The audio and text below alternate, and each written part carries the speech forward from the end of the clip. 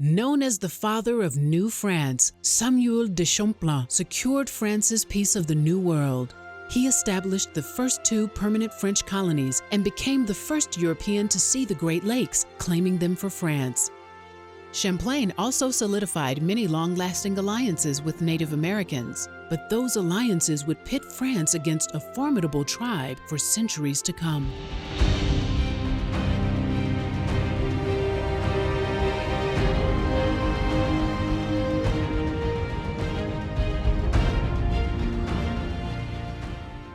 Born to a family of mariners around 1570 in a French harbor town, Champlain learned how to navigate and make nautical charts and maps.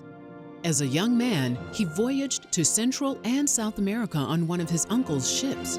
Observing Spanish colonies, he wrote a secret report about Spain's territories in the New World for King Henry IV of France. King Henry was impressed. In 1603, King Henry chose Champlain to lead a scouting expedition for potential colonization sites in Canada.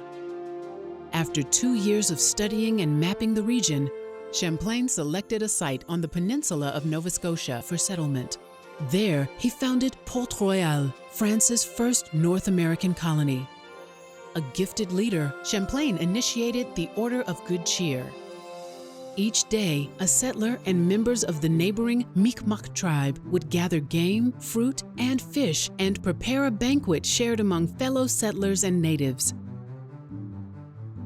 Determined to settle more of Canada, Champlain sailed north.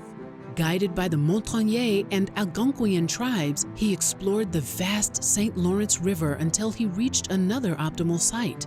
In 1608, Champlain established Quebec City, New France's second permanent colony. He had satisfied King Henry's demand for French settlements, but Champlain didn't stop exploring. He journeyed onward, discovering more of North America. First, Champlain sailed along the east coast from Nova Scotia to Cape Cod, mapping the entire course. Next, he headed west, where he met many tribes of the St. Lawrence Valley. They agreed to guide him deeper inland into present-day Vermont and New York State. In turn, Champlain consented to help them fight the Iroquois, their enemy tribe. While on an excursion to map the lake that would become his namesake, Lake Champlain, a group of Iroquois ambushed him and his native companions. Champlain killed 2 of the Iroquois chiefs in the ensuing battle.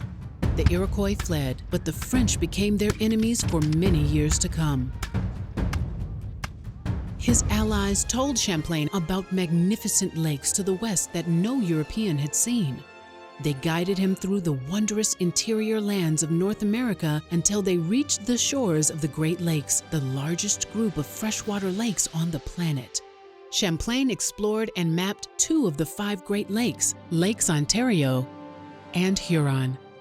He implicitly understood their importance. They were navigable waterways that would link the treasures of the North American interior to the Atlantic Ocean and thus to Europe. Champlain's accurate maps to the Great Lakes indeed opened the interior of North America for future exploration and trade. Beginning in 1620, Champlain devoted his life to administering the colonies until his death in 1635. Under his leadership, the French colonies in the New World succeeded for more than a century. But during the French and Indian War, the enemy Iroquois joined British forces. Together, they vanquished the French, who lost most of those Canadian colonies that Champlain had worked so hard to establish.